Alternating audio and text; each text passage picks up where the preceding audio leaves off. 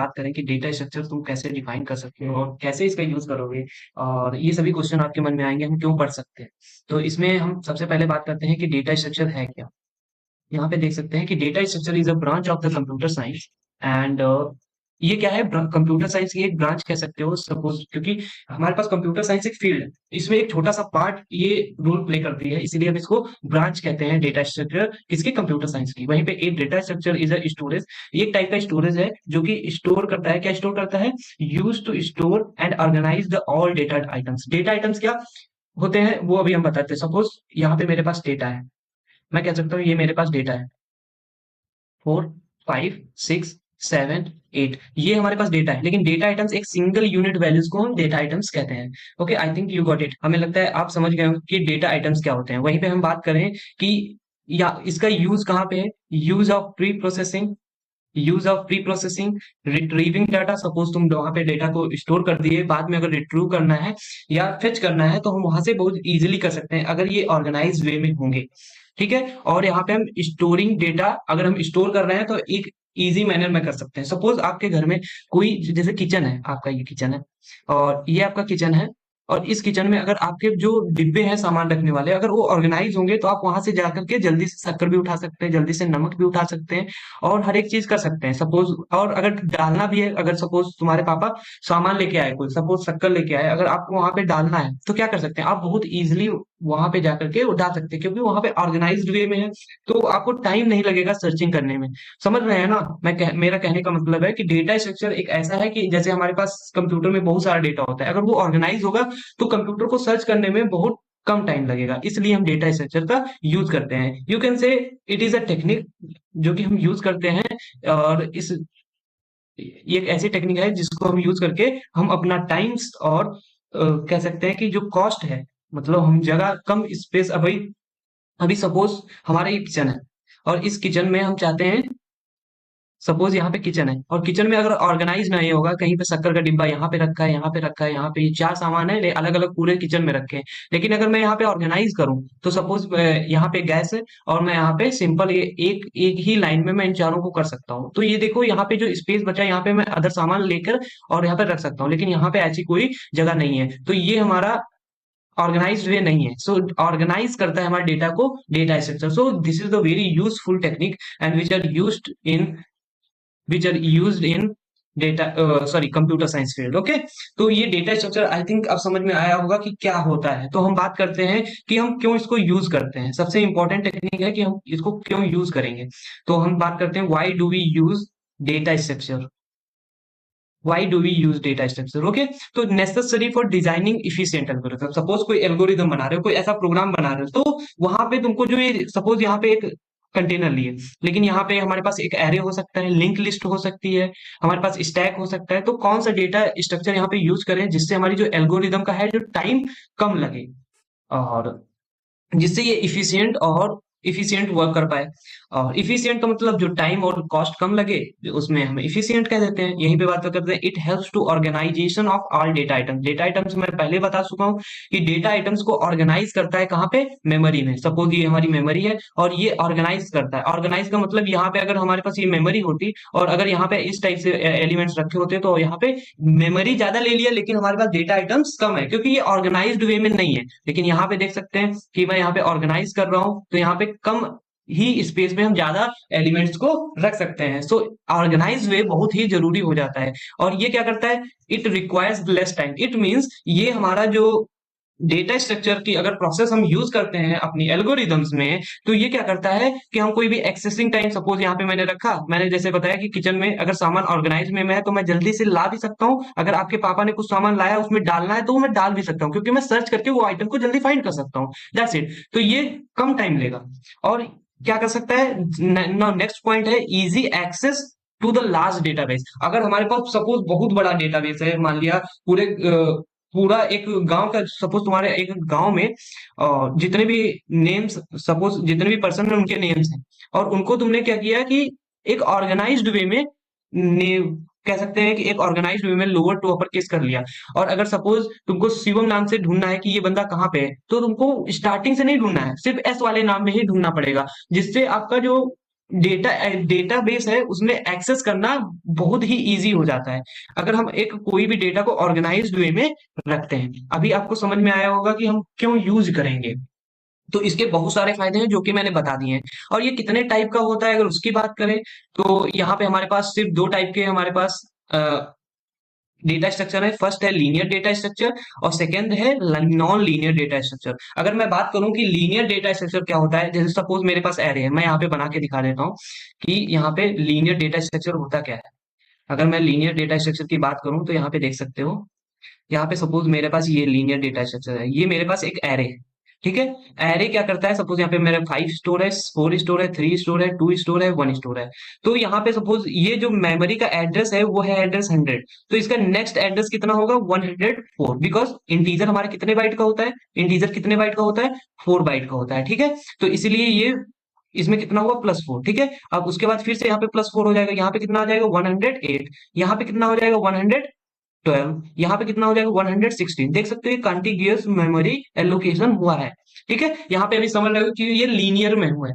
लेकिन अगर मैं बात करूं कि ये कॉन्टिग्यूअस मेमोरी एलोकेशन हुआ और देख सकते हो ये एक लीनियर वे में है, कहीं पे इधर उधर नहीं भाग रहे हैं, तो इसको हम कह सकते हैं लीनियर है। अगर मैं लिंक लिस्ट की बात करूं तो ये देखो, देख सकते हैं ये हमारा स्टैक है और इसमें हम कोई भी एलिमेंट डाल सकते हैं। ठीक है, तो ये हमारा स्टैक हो गया।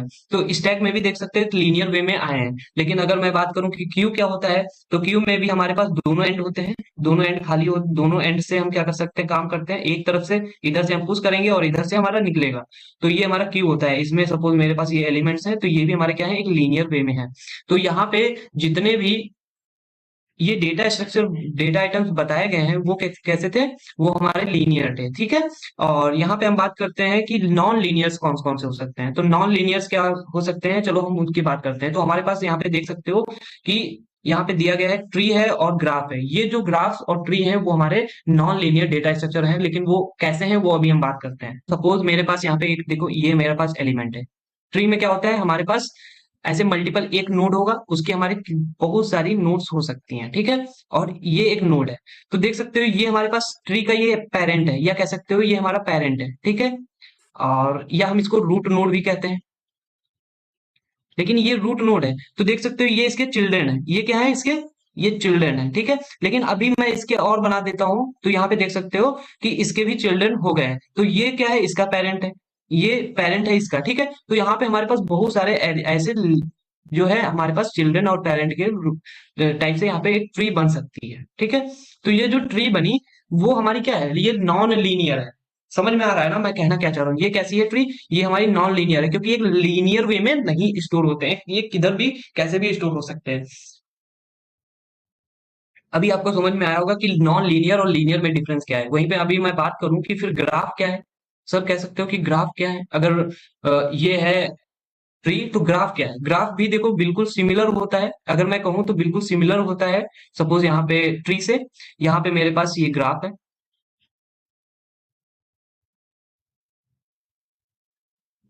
देखो ग्राफ में क्या है, हमारे पास यहाँ पे साइकिल अवेलेबल होती है। ठीक है, देखो हम यहाँ से यहाँ पे जा सकते हैं, और लेकिन यहाँ पे देख सकते हो जो हम ट्री ट्री की बात करेंगे, ट्री में कहीं पे हमारा एक नोड दूसरे नोड से कनेक्टेड नहीं होगा। ये नीचे वाला नोड किसी भी दूसरे नोड से नहीं कनेक्ट हो सकता है, लेकिन यहाँ पे हमारे सारे पास साइकिल अवेलेबल होती है। तो इसीलिए यहाँ पे हम इसको कहते हैं ग्राफ। ठीक है, तो अब ये जो है बता दिया है कि कितने टाइप के लीनियर, क्या लीनियर डेटा स्ट्रक्चर होता है और क्या नॉन लीनियर डेटा स्ट्रक्चर होता है। इसकी मैंने डेफिनेशन लिख दी है, और अगर आपको पढ़ना है तो आप यहाँ पे पढ़ सकते हैं। अब हम मूव करते हैं टर्मिनोलॉजीज इन डेटा स्ट्रक्चर। हमारे पास कौन कौन सी टर्मिनोलॉजीज हैं डेटा स्ट्रक्चर की, वो हम देखते हैं। ठीक, तो यहाँ पे देख सकते हैं कि ये हमारे पास टर्मिनोलॉजी में फर्स्ट है हमारे पास डेटा, सेकेंड है data item, third entity, entity set, field, record and file. तो डेटा क्या होता है, और डेटा हमारे पास सेट ऑफ वैल्यूज होती है। सपोज मैंने अभी स्टार्टिंग में बताया था डेटा क्या होता है, हमारे पास नंबर ऑफ वैल्यूज हो सकती हैं। डेटा आइटम क्या है, जो हमारी वैल्यूज उसमें एक सिंगल यूनिट जो है। सपोज मेरे पास यहाँ पे डेटा है, ठीक है, ये मेरे पास यहाँ पे बहुत सारा डेटा है। ठीक है, अब एंटिटी क्या होती है, entity seat, set, field, record और फाइल, ये कैसे काम करते हैं, इसके लिए मैं आपको एक बेस्ट एग्जांपल देता हूँ। ठीक है, उससे आपको सब क्लियर हो जाएगा कि ये होता क्या है। सपोज मेरे पास यहाँ पे देख सकते हो कि मेरे पास यहाँ पे एक स्टूडेंट स्टूडेंट नाम की टेबल है। ओके, स्टूडेंट नाम की टेबल है यहाँ पे, और इस स्टूडेंट में मेरे पास यहाँ पे आईडी है, यहाँ पे नेम है, यहाँ पे रोल नंबर है, और यहाँ पे उसकी एज है। तो ये सभी चीजें जो है, देखो यहाँ पे, अभी मैं यहाँ पे कुछ भी, यहाँ पे ये हमारे पास नेम किसी के हो सकते हैं, यहाँ पे रोल नंबर कुछ भी हो सकता है, यहाँ पे एज कुछ भी हो सकती है, यहाँ पे आईडी जो होगी 1 2 3 होगी, 1 2 3, ठीक है। तो यहाँ पे अभी देख सकते हो ये जो नेम है, ये जो एक एंटिटी कह सकते हो, ये जो आईडी, ये पूरा एक डेटा है, वो क्या है हमारे पास, इसको हम एंटिटी कहते हैं। ये हमारे पास क्या है, एंटिटी, ठीक है। और एंटिटी सेट क्या होगा, ये हमारे पास देखो सिमिलर टाइप के एंटिटीज हैं, इनको मिला लें तो हमारे पास ये क्या बनता है, एंटिटी सेट, ठीक है। और मैं बात करूं कि जो ये फील्ड है, अभी मैं यहाँ पे दिखा देता हूं कि यहाँ पे जो हमारे पास फील्ड है, ये वाली जो फील्ड है, ये वाली फील्ड, इस वाली फील्ड को हम क्या कह सकते हैं, इस वाली फील्ड को हम कहते हैं, क्या कहते हैं, इस वाली फील्ड को हम कहते हैं, इसको हम फील्ड कहते हैं, ठीक है। और अगर मैं बात करूं कि रिकॉर्ड क्या होता है, अगर आप रिकॉर्ड की बात करते हैं तो रिकॉर्ड हमारे पास क्या होते हैं, ये जो एक फील्ड, दो फील्ड और तीन फील्ड है, और ये तीन फील्ड जो है, तो नंबर ऑफ फील्ड्स को, नंबर ऑफ फील्ड्स जो है वो हमारी जो एंटिटीज में अवेलेबल है, जो हमारे एंटिटी सेट है, जो एंटिटी सेट है उसमें अवेलेबल है, तो उसको हम क्या कहते हैं, हमारा रिकॉर्ड होता है, ठीक है। फिर फाइल क्या होता है, फाइल जो हमारे, ये पूरा क्या है, ये हमारे पास पूरा एक रिकॉर्ड है, ये क्या है हमारे पास पूरा एक रिकॉर्ड है। अब इस रिकॉर्ड, हमारे पास एक फाइल जो होगी उसमें नंबर ऑफ टेबल्स हो सकती हैं, जो वो टेबल्स हैं वो कहाँ पे स्टोर हो रही हैं, तो उसको हम फाइल कहते हैं, ठीक है। तो collection of records is called, collection of records is called हमारे पास। अब हम बात करते हैं, हमारे पास नेक्स्ट है डेटा टाइप्स। हमारे पास डेटा टाइप्स क्या है, अगर मैं डेटा टाइप्स की बात करूं तो डेटा टाइप्स हमारे पास दो टाइप्स के होते हैं, ये भी हमारे पास दो टाइप्स के होते हैं। पहला कौन सा है, प्रिमिटिव डेटा टाइप, और सेकंड है नॉन प्रिमिटिव डेटा टाइप। हमारे पास कितने टाइप के डेटा टाइप्स हैं, दो टाइप्स के। तो प्रिमिटिव डेटा टाइप्स हम किसको कह सकते हैं, सपोज मेरे पास ऐसे डेटा डेटा टाइप्स जो हमको कंप्यूटर द्वारा या प्रोग्रामिंग थ्रू दिए गए हैं, कोई लैंग्वेज है सी सी, उसके थ्रू दिए गए हैं, उनको हम क्या कहते हैं, प्रिमिटिव डेटा टाइप। सपोज मेरे पास यहाँ पे है इंटीजर, फ्लोट, कैर, और यहाँ पे वॉइड। तो ये टाइप के जो डेटा टाइप्स हैं वो हमारे पास प्रिमिटिव डेटा टाइप्स होते हैं। जैसे हम 23 लिखे, ये नंबर लिख दिए, ये हमारे पास इंटीजर है। अगर पॉइंट में कोई वैल्यू डेसिमल में है तो हम उसको फ्लोट कहते हैं। अगर सपोज यहाँ पे 2 है, लेकिन ये नंबर है, लेकिन ये क्या है, कैरेक्टर, ये A, dollar, at the rate, G, etcetera, और भी बहुत कुछ हो सकते हैं, वो हमारे पास कैरेक्टर है। और वॉइड भी एक डेटा टाइप होता है, ये हम कहाँ पे यूज करते हैं, जब हमें कोई फंक्शन कुछ नहीं रिटर्न कर रहा होता है तो हम वहां पे यूज करते हैं। सपोज मेरे पास एक फंक्शन है, और ये फंक्शन हमारे पास है, और यहाँ पे इसके अंदर रिटर्न नहीं है, तो हम यहाँ पे इसके अंदर void का यूज कर सकते हैं। तो ऐसे डेटा टाइप्स को हम void डेटा टाइप्स करते हैं। चलो अब हम बात करते हैं कि नॉन प्रिमिटिव डेटा टाइप्स क्या होते हैं। तो नॉन प्रिमिटिव डेटा टाइप्स को समझने के लिए ये बहुत ही इजी हो सकते हैं आपके लिए, क्योंकि इसमें कुछ नहीं है। अगर मैं बात करूं कि नॉन प्रिमिटिव डेटा टाइप्स क्या होते हैं, तो ये it is a derived from the primitive data types. जो हमारे प्रिमिटिव डेटा टाइप्स दिए गए हैं उनसे हम डेराइव्ड कर लेते हैं, जैसे एरे है, लिंक लिस्ट है, क्यू है, और हमारे पास स्टैक है, ठीक है। ये सभी डेटा स्ट्रक्चर्स जो होते हैं हम अपकमिंग वीडियोज में और बात करने वाले हैं। और ये सभी हम किससे, जो हमारे प्रिमिटिव डेटा टाइप्स हैं उनसे हम बनाते हैं। चलो हम बात करते हैं, नेक्स्ट हमारे पास है एल्गोरिदम। एल्गोरिदम क्या है, so this is a very topic, okay. तो चलिए बात करते हैं कि एल्गोरिदम क्या है। तो एल्गोरिदम की बात करें तो algorithm, algorithm is a step by step procedure of any problem. कोई भी हमारी प्रॉब्लम है उसको हम स्टेप बाय स्टेप, सपोज मुझे चाय बनाना है, क्या बनाना है, मुझे यहाँ पे चाय बनाना है, चाय बनाना था। तो चाय बनाने के लिए फर्स्ट स्टेप क्या होगा, फर्स्ट स्टेप है, सपोज क्या करना पड़ेगा, मुझे बर्नर को ऑन करना पड़ेगा, बर्नर को ऑन करना पड़ेगा, बर्नर को ऑन करेंगे। एंड देन उसके बाद में हम क्या करेंगे, जो भी हमारे पास कंटेनर है उसको रखेंगे, कंटेनर को रख दिया, ठीक है।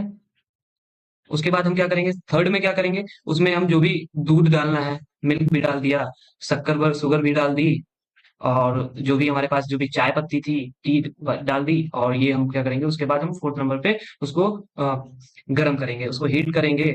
और उसके बाद हम जब वो बन जाएगी, जब बॉइलिंग में हो जाएगी, तो उसके बाद हम क्या करेंगे, फिफ्थ प्रोसेस पे हम उसको क्या करेंगे, पी सकते हैं। ये रेडी हो गई भाई, रेडी टी।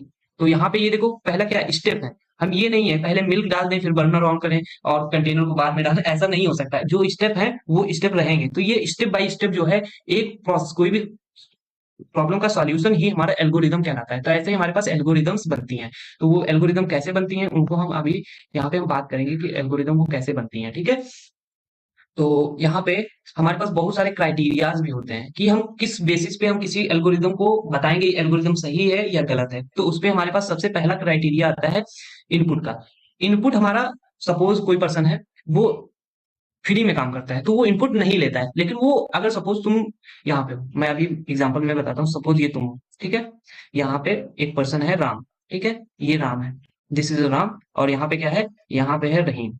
अब इनसे कहा कि भाई मुझे एक मार्केट से सामान लाना है, सपोज मुझे मैंगो लाने हैं, ठीक है, 1 kg। तो ये क्या किया कि गया और वहां से लेकर चला आया। हो सकता है इससे रुपया ना ले, ये फ्री में लाके दे दे। तो यहाँ पे इन्होंने, राम ने इनपुट नहीं दिया, इनपुट को नहीं दिया, ठीक है। लेकिन रहीम के पास सपोज इनका याराना इतना अच्छा नहीं है और ये चाहते हैं कि भाई मैंगो बनाने हैं तो आपको इनपुट देना पड़ेगा, मीन्स रुपए देने पड़ेंगे। तो रुपए देने भी पड़ सकते हैं और इन रुपए नहीं देने भी पड़ सकते हैं, मतलब इनपुट देना भी पड़ सकता है और इनपुट नहीं देना भी पड़ सकता है और देना भी पड़ सकता है। लेकिन यहाँ पे दोनों ही केस में देख सकते हो मैंगो राम को मिलेंगे ही मिलेंगे। इट मीन इनपुट हमारा हो सकता है और नहीं भी हो सकता है, लेकिन आउटपुट हमारा होगा ही होगा।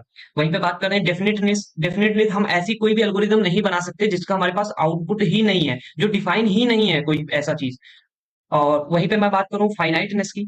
फाइनाइटनेस क्या होता है कि फाइनाइटनेस मींस, सपोज आप कह सकते हो कि कोई भी एक ऐसा प्रोग्राम चला दिया जो इनफाइनाइट टाइम तक चल रहा है, वो इनफाइनाइट टाइम तक रन ले रहा है, पता नहीं है उसका आउटपुट क्या आने वाला है। तो वहां पे ऐसी एल्गोरिदम हमारी काम नहीं करेगी। इफेक्टिवनेस का मतलब क्या है कि इफेक्टिवनेस कह सकते हो कि कोई भी कोई भी एल्गोरिदम, सपोज ये हमारे पास एल्गोरिदम है और ये एल्गोरिदम हमारा बहुत कम टाइम ले रही है और उसके साथ में स्पेस भी बहुत कम ले रही है, तो वो हमारी प्रॉब्लम कैसी हो सकती है, इफेक्टिव हो सकती है, क्योंकि वो टाइम और स्पेस कम ले रही है और हमारी जो भी प्रॉब्लम है उसका सॉल्यूशन बहुत इजीली दे रही है। तो ऐसी प्रॉब्लम्स को हम कह सकते हैं ये जो एल्गोरिदम बनी है वो हमारी बेस्ट है, इफेक्टिव है। तो हमारे ये 5-6 पॉइंट्स जो हैं वो हमें ध्यान रखने पड़ते हैं जब हम कोई भी एल्गोरिदम बना रहे होते हैं। आई थिंक आपको समझ में आ रहा होगा कि मैं कहना क्या चाह रहा हूँ। तो बस यही सभी चीजें हैं जो हमें एल्गोरिदम में ध्यान रखनी चाहिए, ठीक है।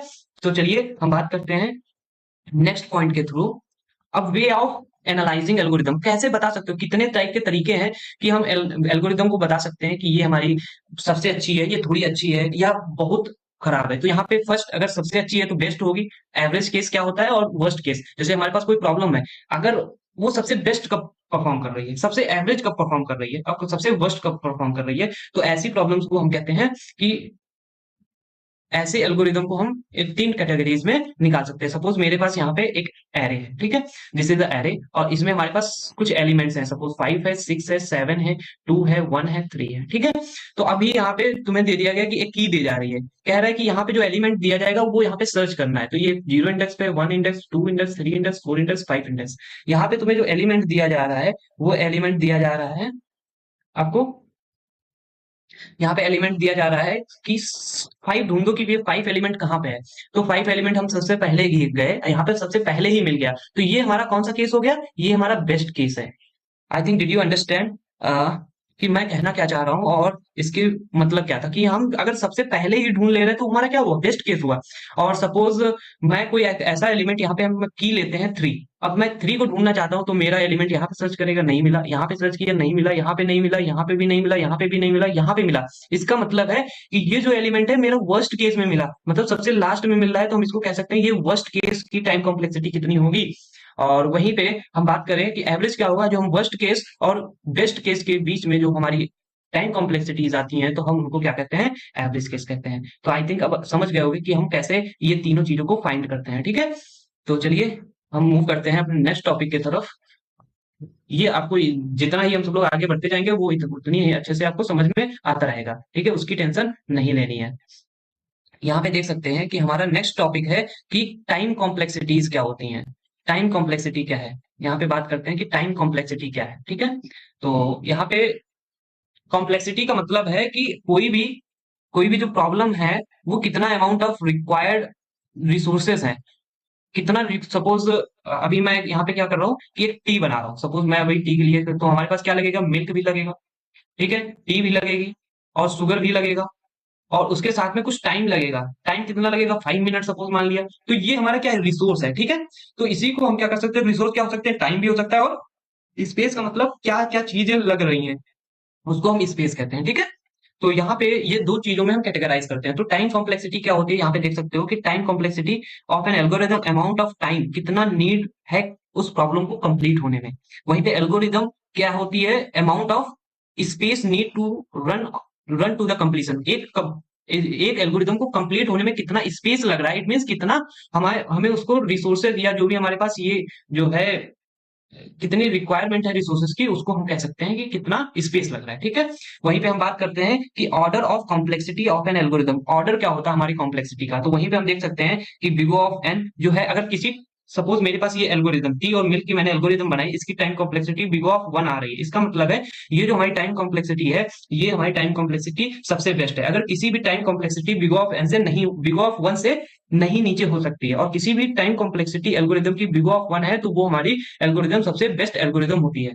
और उससे थोड़ा वर्स्ट होती है हमारी लॉग एन। अगर किसी की टाइम कॉम्प्लेक्सिटी लॉग एन है तो अभी हम अच्छा कह सकते हैं, बट बिग O ऑफ 1 से थोड़ा सा वर्स्ट है। लेकिन वहीं पे बिग O ऑफ एन थोड़ा और ज्यादा वर्स्ट हो जाती है, और ये हमारी बढ़ते जाती है big O of N square. ऐसे ही जो हमारी सबसे वर्स्ट टाइम कॉम्प्लेक्सिटी होती है big O of N factorial होती है, ठीक है। तो हम अगर बात करते हैं कि सपोज किसी किसी भी, अभी यहाँ पे मैं एक क्वेश्चन देता हूँ कि किसी time complexity big O of 1 आ रही है, किसी एल्गोरिदम की टाइम कॉम्प्लेक्सिटी एन आ रही है, और किसी भी टाइम एल्गोरिदम की time complexity big O of N factorial आ रही है, तो कौन सी एल्गोरिदम सबसे बेस्ट होगी? तो हमारे पास सबसे बेस्ट होगी बिग O ऑफ 1, क्योंकि ये वाली हमारे पास ये ज्यादा टाइम लेती हैं, तो इसलिए इनको हम एक्सक्लूड कर देंगे। ये हमारे पास राइट आंसर। अब यहाँ पे हम बात करते हैं कि हमारे पास कितने टाइप्स की नोटेशन पाई जाती हैं। तो हमारे पास एसएमटी नोटेशन सिर्फ 3 टाइप्स की होती हैं। बिग O नोटेशन होती है, और उसके साथ में हम बात करें कि ओमेगा नोटेशन होती है, और थर्ड वन होती है हमारे पास थीटा नोटेशन। तो कितने टाइप्स की हमारे पास नोटेशन होती है? 3 टाइप्स की नोटेशन पाई जाती है। तो हम इनको यूज क्यों करते हैं? सबसे बड़ा पॉइंट ये आता है कि हम why do we use the asymptotic notations. तो यहाँ पे हम बात करते हैं, it is use to write possible running time for an algorithm, and it is also referred, यहाँ पे आर काट सकते हैं, यहाँ पे एक्स्ट्रा हो गया है, as a best case worst case scenarios respectively. Suppose कि हमारी कोई एल्गोरिदम है, वो कितना, वो उसके बेस्ट केस क्या है और उसका वर्स्ट केस क्या है, किसी टाइम कॉम्प्लेक्सिटी का निकालने के लिए हम किसका यूज करते हैं? नोटेशंस का यूज करते हैं, ठीक है। तो यहाँ पे हम सबसे पहले बात करेंगे कि बिग O नोटेशन क्या होती है। It is the method to expressing upper bound of an algorithm running bound. Suppose algo upper bound का मतलब वर्स्ट केस टाइम कॉम्प्लेक्सिटी, हम इसके थ्रू निकालते हैं कि वर्स्ट केस में इसकी टाइम कॉम्प्लेक्सिटी क्या हो सकती है। वहीं पे बात करते हैं कि it measures longest amount of time. ये सबसे ज्यादा टाइम मतलब वर्स्ट टाइम यहाँ पे कैलकुलेट करती है, ठीक है। और इसको हम क्या कर सकते हैं? अगर किसी भी कोई फंक्शन है, सपोज मेरे पास यहाँ पे एल्गोरिदम है, उसको हम क्या करेंगे? एफएन है, और उसकी टाइम कॉम्प्लेक्सिटी क्या होगी? बिग O ऑफ, इसको हम बिग O कहते हैं, बिग O ऑफ जीएन होगी। सपोज मेरा फंक्शन है, ये फंक्शन एफएन है, इसकी टाइम कॉम्प्लेक्सिटी कितनी होगी? Big O of G N. अब ये क्यों हो रही है, अभी हम यहाँ पे बात करते हैं कि क्यों हो रही है, ठीक है। अभी यहाँ पे बात करते हैं कि एफएन हमेशा लेस देन होगा सी डॉट जीएन, क्योंकि ये हमारे पास फंक्शन है, हमारे पास ये टाइम कॉम्प्लेक्सिटी है, ये हमारी एल्गोरिदम है, इसकी टाइम कॉम्प्लेक्सिटी कैसी होगी? इससे हमेशा लेस होगी, क्योंकि ये हमारा अपर बाउंड है, ठीक है। तो ये अपर बाउंड कब होगा? तो यहाँ पे देख सकते हो, ये मेरे पास ग्राफ है, ठीक है। ये हमारे पास बिगो ये हमारे पास बिगो का ग्राफ है, ठीक है। तो देख सकते हो सी डॉट जीएन हमेशा ऊपर रहेगा, लेकिन जरूरी नहीं है। देखो जब छोटा सा इनपुट दे रहे हैं, 1 2 3 दे रहे हैं, तो यहाँ पे नहीं, लेकिन ये एक N0 पॉइंट है, उसके बाद हमेशा ये देख सकते हो ग्राफ ऊपर ही जा रहा है, और ये हमारा ग्राफ हमेशा नीचे ही रहेगा। यहाँ पे हम कह सकते हैं कि जो N0 पॉइंट है, उस पॉइंट के बाद में कभी भी ऐसा टाइम नहीं आएगा कि FN हमारा सी डॉट जीएन से क्रॉस कर पाए। तो ये हमारा सी डॉट जीएन जो है, वो हमारा क्या हो सकता है? ये अपर बाउंड हो सकता है, ठीक है। तो अभी हम कह सकते हैं कोई एक फंक्शन लेते हैं और उसकी time complexity big O of time complexity निकाल के हम दिखाते हैं, ठीक है। तो यहाँ पे देख सकते हो कि मेरे पास एक एग्जांपल है 3n+2। कितना है? 3n+2 है, और ये क्या है? बिगो ऑफ n के बराबर है, ठीक है। और यहाँ पे क्या कहते हैं कि इसकी बिगो ऑफ n निकालना है, तो 3n+2 हमारे लेस देन और ग्रेटर देन किसके होगा, 4n के। क्यों? क्योंकि हम 4n इसलिए ले रहे हैं क्योंकि यहाँ पे कितना है, 3n है, ठीक है। यहाँ पे 3n है, तो 3n जो ये 3n है, अब 3n का कितना हो जाएगा, एक ज्यादा करो तो 4n हो जाएगा, क्योंकि हमारी मैक्सिमम n है, ठीक है। तो n पे डिपेंड कर रहा है, तो यहाँ पे 4n हो जाएगा, ठीक है।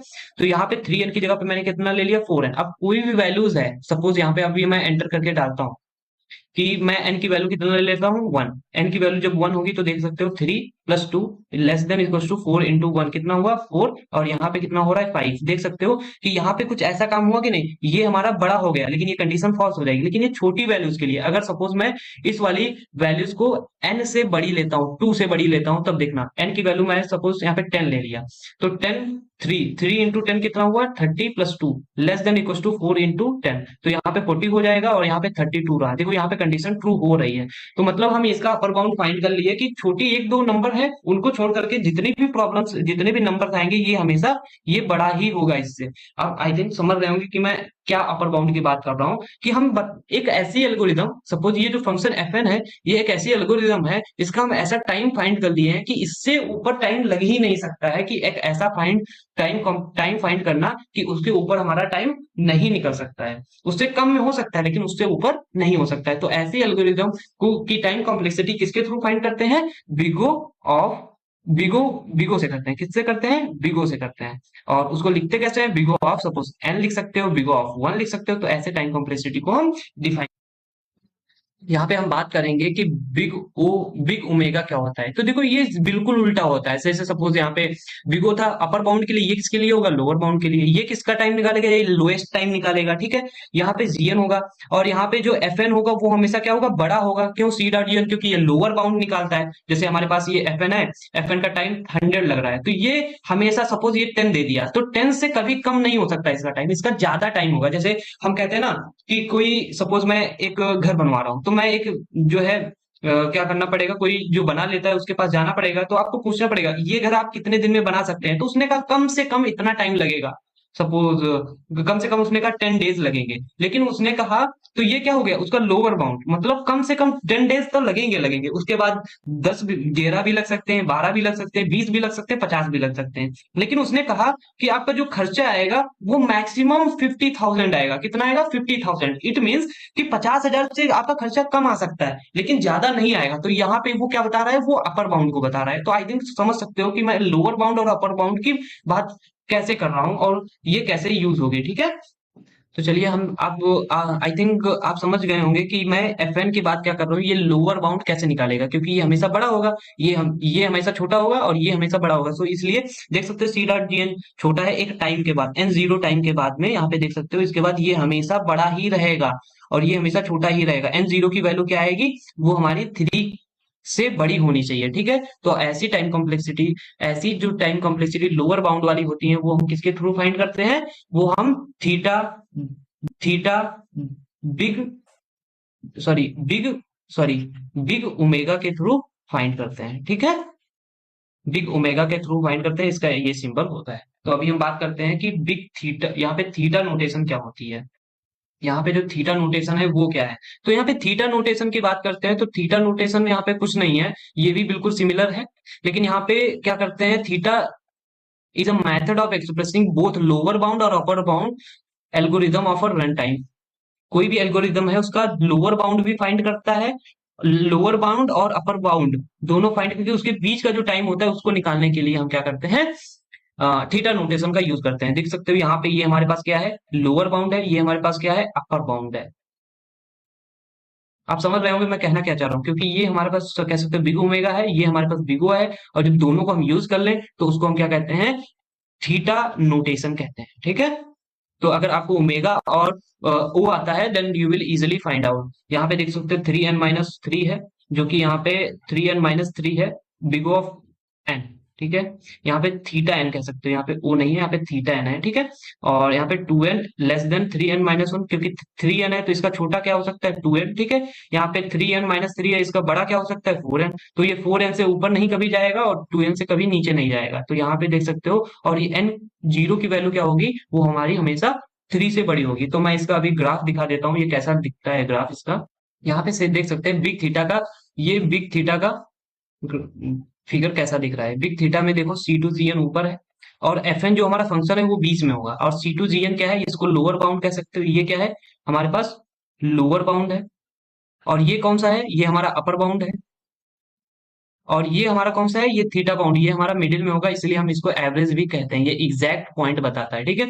अपर बाउंड को हम क्या कह सकते हैं, बिग ऑफ एन कह सकते हैं। इसको क्या कह सकते हो, इसको हम बिगो ओमेगा कह सकते हैं, इसको हम ओमेगा कह सकते हैं, ठीक है।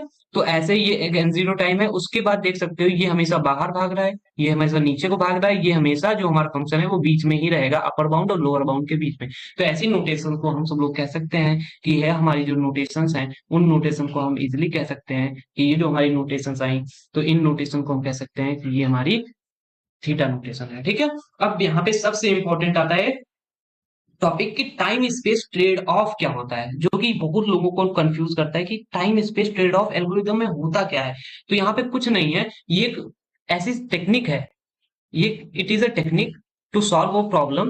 एंड जैसे सपोज कोई एल्गोरिदम है, वो हमारी लेस टाइम ले रही है लेकिन स्पेस ज्यादा यूज कर रही है, वहीं पे in very little space by spending more time. दो कंडीशन हो सकती हैं, कोई भी सपोज मेरे पास यहाँ पे क्या है कि एक प्रॉब्लम है, ये प्रॉब्लम ए है, ये क्या करता है टाइम ज्यादा ले रहा है, टाइम ज्यादा ले रहा है बट स्पेस यहाँ पे क्या कर रहा है, कम ले रहा है, ठीक है। यहाँ पे स्पेस कम ले रहा है, टाइम ज्यादा ले रहा है। लेकिन यहाँ पे जो बी प्रॉब्लम है वो क्या करती है, टाइम को टाइम को कम ले रहा है और स्पेस को ज्यादा ले रहा है। तो दो प्रॉब्लम्स हो सकती हैं, ठीक है।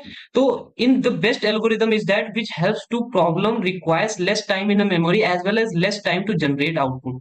तो यहाँ पे कह रहा है कि स्पेस भी कम लगे और इसमें टाइम भी कम लगे। तो हम यहाँ पे देखो टाइम कम लग रहा है तो मैं टाइम को थोड़ा बढ़ाऊंगा और स्पेस को थोड़ा कम कर दूंगा, तो इससे ये दोनों बराबर हो जाएंगे। इसमें क्या करेंगे, टाइम को थोड़ा कम करेंगे, स्पेस को थोड़ा बढ़ा देंगे, तो इससे हमारा यहाँ पे काम हो जाएगा। तो ऐसी it is not possible as well as to achieve both these condition at the same time, okay. तो ऐसी कंडीशन जरूरी नहीं है कि यहाँ पे कि हम दोनों चीजों को एक ही साथ में अचीव कर सकें। कभी कभी ऐसी प्रॉब्लम्स आएंगी तो हम यहाँ पे एक चीज को ज्यादा कर लेते हैं और दूसरे को स्पेस को कम कर देते हैं, या टाइम को कम करते हैं तो स्पेस को ज्यादा कर देते हैं, ठीक है। तो जिससे हम अपनी प्रॉब्लम्स को सॉल्व कर लेते हैं अकॉर्डिंग टू आवर रिसोर्सेज। अगर हमारे पास टाइम कम है तो हम स्पेस को ज्यादा यूज कर लेंगे, अगर हमारे पास स्पेस कम है तो हम टाइम को ज्यादा यूज कर लेंगे। वो हमारा सिंपल टेक्निक है, उसको हम यूज कर सकते हैं ना। हमारे पास जो नेक्स्ट टॉपिक आया है वो है abstract data type. Abstract data type होता क्या है, सो ये बहुत ही इंपॉर्टेंट टॉपिक कह सकते हो क्योंकि ये बहुत लोगों को कंफ्यूज करता है। ये कुछ नहीं होता है, एब्स्ट्रैक्ट डेटा टाइप एक ऐसा है, सपोज मैंने एक लिंक लिस्ट बनाई, एक जो लिंक लिस्ट बनाई है तो वो हमारा क्या है, अब्स्ट्रैक्ट डेटा टाइप है, क्योंकि ये मैंने खुद से बनाया है। इसमें देखो मैं क्या कर सकता हूँ, कोई यूजर द्वारा बनाया जाता है,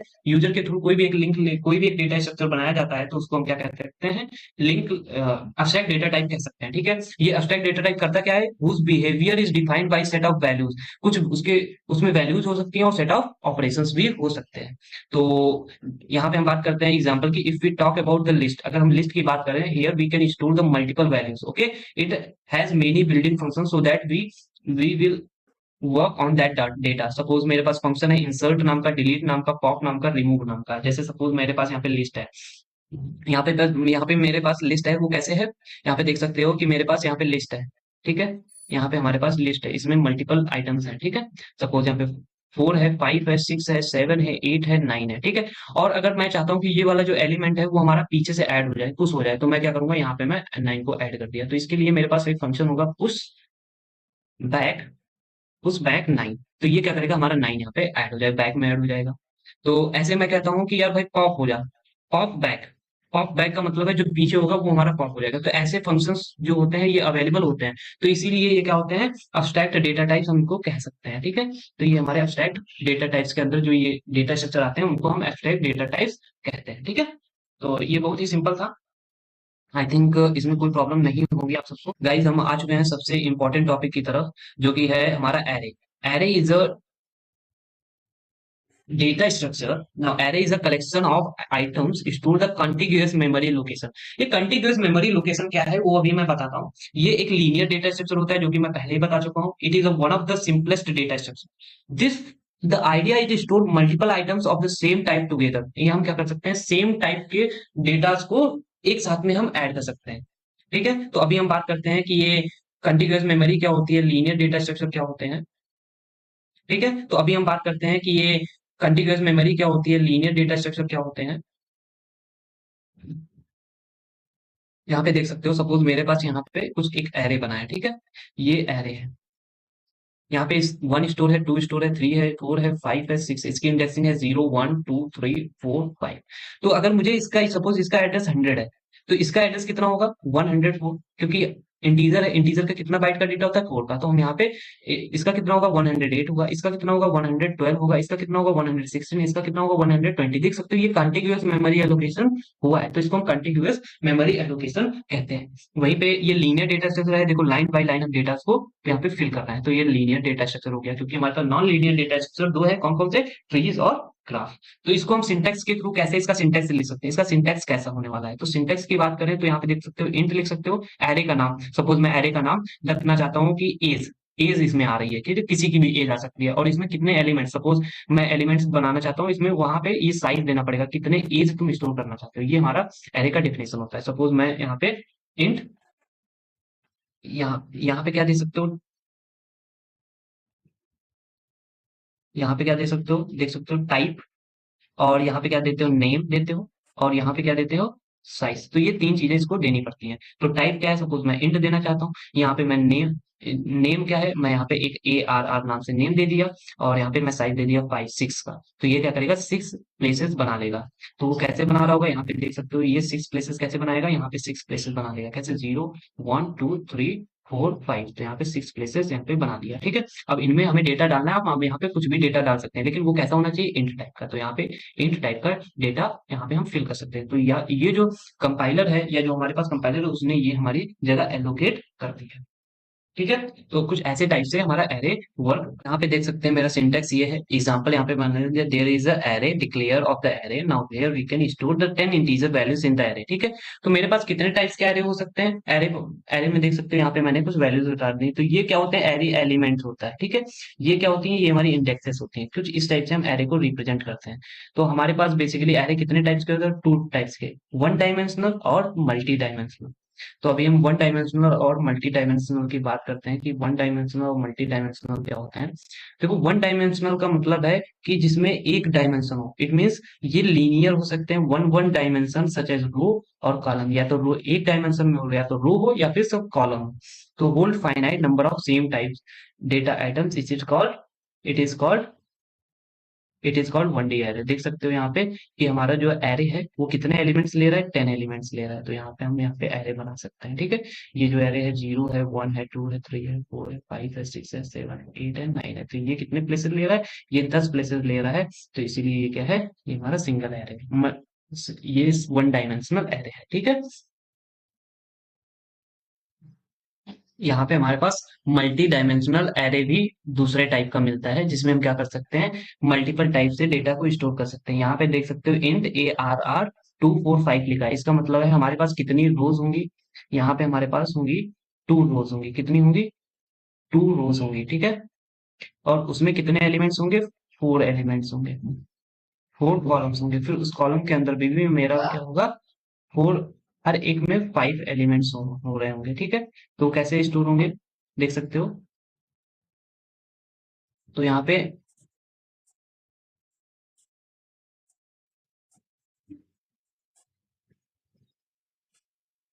यहाँ पे मैंने स्टोर कर दिया, ठीक है, एक एरे। दूसरा मैं क्या करूंगा, यहाँ पे मैं 1 2 3 4 5 कर दिया, ठीक है। यहाँ पे मैं क्या करूंगा, 1 2 3 4 5 कर दिया, ठीक है। 1 2 3 4 5 कुछ इस टाइप से कर दिया, और ये मैंने यहाँ पे बंद कर दिया। तो ये मेरा क्या हुआ, एक हुआ, कितना हुआ, एक हुआ। समझ रहे हैं ना। तो यहाँ पे मेरा एक हुआ एलिमेंट, तो कितने हैं इसमें, 20 है। तो ऐसे मुझे क्या करना पड़ेगा, एक और बनाना पड़ेगा। तो ऐसे ही मैं बना सकता हूँ। तो टोटल कितने, 20 है, तो एक और बनाऊंगा तो 40 एलिमेंट्स हो जाएंगे। यहाँ से देख सकते हो, इसकी मल्टीप्लाई करो कितना हुआ, 8, और 8 5 जा 40 एलिमेंट्स एक हमारे इस वाले एरे में हुए। तो यहाँ पे थ्री डायमेंशनल एरे कुछ बना सकता हूँ। तो ये थ्री डायमेंशनल कैसे बनेगा, यहाँ पे हम तीन वो लगाएंगे, ठीक है, ऐसे करके, ऐसे करके बना लेंगे, और फिर ये लास्ट वाला यहाँ पे बंद कर देंगे। तो ऐसे एरे को हम क्या करेंगे, थ्री डायमेंशनल एरे कहते हैं। जैसे मुझे 2D एरे बनाना है, तो वन यहाँ पे बना सकता हूँ, 1 2 3, यहाँ पे बना सकता हूँ 1 2 3, यहाँ पे मल्टीपल मेरे पास 1D होंगे, उसको मैं क्या करूंगा एक ही में ऐड कर दिया, तो ये हमारे पास 2D एरे हो गया है। तो ऐसे 2D बना सकते हैं, 3D 4D जितने टाइप्स के एरे बना सकते हो उसको हम किसके अंदर लाएंगे, मल्टी डायमेंशनल एरे के अंदर लाते हैं। चलो नाउ अब हम नेक्स्ट पॉइंट की तरफ मूव करते हैं। यहाँ पे बात करते हैं एप्लीकेशन ऑफ एरे की। तो एप्लीकेशन ऑफ एरे क्या होते हैं, array can be storing data in a tabular format. हम डेटा को किसमें, टेबुलर फॉर्मेट में स्टोर करते हैं। और ये बहुत ही सिंपल है, आप यहाँ पे पढ़ भी सकते हैं इसके। ये किसके लिए यूज किया जाता है, वेक्टर्स, लिस्ट और सी प्लस प्लस की एक एसटीएल लाइब्रेरी है उसको बनाने के लिए यूज कर सकते हैं। Array use to base of all sorting algorithm, जितने एल्गोरिदम्स होती हैं सॉर्टिंग की उसमें यूज करते हैं। जितने भी डेटा स्ट्रक्चर स्टैक क्यू बनते हैं उनमें यूज करते हैं। ग्राफ जो हमारा होता है, एडजेसिव मैट्रिक्स बनती है, वो भी हमारी एरे से ही बनती है। इम्प्लीमेंटेड मैट्रिक्स, अगर सपोज मैं 2x2 की मैट्रिक्स का मल्टीप्लीकेशन एडिशन करना चाहता हूँ तो हम किसका यूज करेंगे, एरे का ही यूज करते हैं। तो ऐसी जगह पे हम सब लोग एरे का यूज करते हैं। तो बहुत सारे एप्लीकेशन है, हम सब लोग जितना भी कोड करते हैं मैक्सिमम हम सब लोग एरे पे ही कर रहे होते हैं, ठीक है, मैक्सिमम जगह पे। तो इसके यूज की तो बात ही नहीं है, बहुत जगह पे हम इसका यूज करते हैं, ठीक है। तो यहाँ पे हम बात करते हैं कि sparse matrix, so next point है हमारे पास स्पार्स मैट्रिक्स। तो स्पार्स मैट्रिक्स है क्या, तो स्पार्स मैट्रिक्स कुछ नहीं है, जिसमें देख सकते हो यहाँ पे हमारे पास देख सकते हो कहीं कहीं पे सिर्फ एलिमेंट्स, यहाँ पे देख सकते हो कहीं कहीं पे, यहाँ पे एलिमेंट है, यहाँ पे है, यहाँ पे है, यहाँ पे है और यहाँ पे है, और सब जगह पे जीरो होता है। जहाँ पे मेजोरिटीज क्या है, it is a matrix which most of the element of matrix have zero values, बहुत सारी वैल्यूज जीरो होती हैं। तो हम नॉन जीरो एलिमेंट्स को हम ट्रिपल्स में स्टोर कर सकते हैं, किसमें, रो, कॉलम और वैल्यू। तो यहाँ पे देख सकते हैं कि हमारे पास, तो यहाँ पे मैं इसको यहाँ पे डाल दिया। वहीं पे मैं आप बात करूं कि फर्स्ट वाली रो पे देख सकते हो कि फर्स्ट वाली रो पे फर्स्ट वाले कॉलम में हमारे पास 8 मिल रहा है, तो हम डायरेक्टली असाइन कर देते हैं। यहीं पे देख सकते हो कि जो हमारी सेकंड रो है, और सेकंड रो के देख सकते हो कि जीरोथ कॉलम पे हमारे पास क्या है, 4 है। तो यहीं पे देख सकते हो थर्ड वाली रो में फिफ्थ वाले कॉलम में यहाँ पे मेरे पास 5 है। यहाँ पे देख सकते हो कि फोर्थ वाले रो में सेकंड वाले कॉलम में यहाँ पे 2 है। तो मुझे देखो यहाँ पे बहुत ही कम डेटा, सपोज यहाँ पे ये बहुत छोटी मैट्रिक्स है, तो ऐसे हमारे पास बहुत सारे थाउजेंड्स ऑफ डेटा होता, तो ये हमारा बहुत ज्यादा डेटा क्या कह सकते हो स्पेस ऑक्यूपाई करता। तो लेकिन यहाँ पे अनवांटेड चीजें हैं, क्योंकि जीरो का कहीं पे यूज नहीं है, तो यहाँ पे मैं क्या कर सकता हूँ, इसकी एक स्पार्स मैट्रिक्स बना लूंगा जो कि कम स्पेस लेगा डेटा को स्टोर करने के लिए। तो ये हमारी बहुत ही ज्यादा यूजफुल हो जाती है स्पार्स मैट्रिक्स, जब हमारे पास multiple multiple most of the element zero होते हैं कहाँ पे, मैट्रिक्स में, ठीक है। तो अभी एरे से, ये किसका रिप्रेजेंटेशन था, मैं एरे से। तो मैं अगर कहूँ कि लिंक लिस्ट से अगर आपको करना हो तो लिंक लिस्ट कैसे रिप्रेजेंट करोगे, अगर लिस्ट बनानी हो। तो यहाँ पे देख सकते हो कुछ भी नहीं हार्ड है, देख सकते हो कि अगर मैं लिंक लिस्ट की बात करूं तो यहाँ पे ज्यादा कुछ हार्ड नहीं है। लिंक लिस्ट रिप्रेजेंटेशन में स्पार्स मैट्रिक्स में देख सकते हो मेरे पास एक रो होगा, कॉलम होगा, वैल्यू होगा और नेक्स्ट का एड्रेस होगा। तो देखो मेरे पास क्या है, जीरो रो पे और सेकंड वाले कॉलम पे क्या है, 8 है। लेकिन मेरे पास यहाँ पे ये वाला जो ब्लॉक है इसमें किसका एड्रेस है, ये वाला एड्रेस। सपोज इसका एड्रेस 100 होता तो यहाँ पे क्या स्टोर होता, 100, ठीक है। इसमें 200 इसका एड्रेस होता तो यहाँ पे क्या स्टोर होता है, यहाँ पे स्टोर होता 200, क्योंकि मैं इसके थ्रू यहाँ पे नेक्स्ट जा सकता हूँ। और लास्ट वाले जो बॉक्स है उसमें क्या स्टोर होता है, नल, ठीक है। तो ऐसे मैं यहाँ पे नल का मतलब है कि इसके आगे मेरे पास कोई भी लिस्ट नहीं है। तो अभी यहाँ पे आप समझ चुके होंगे कि हम कैसे लिंक लिस्ट में स्टोर करते हैं। तो ये बिल्कुल एरे के टाइप से है, यहाँ पे देख सकते हो। बेसिकली मैं नोट्स प्रोवाइड कर दूंगा तो आप यहाँ से इजिली पढ़ सकते हैं, ठीक है ना। दोस्तों हम स्टार्ट करने वाले हैं लिंक लिस्ट, जो कि एक बहुत ही इंपॉर्टेंट टॉपिक है हमारे डेटा स्ट्रक्चर की फर्स्ट यूनिट में। और इस टॉपिक से एक या दो क्वेश्चन आते ही आते हैं ये केटीयू के एग्जाम, तो आपको ये प्रिपेयर करना बहुत ही जरूरी है। तो चलिए हम बात करते हैं कि क्या है ये लिंक लिस्ट।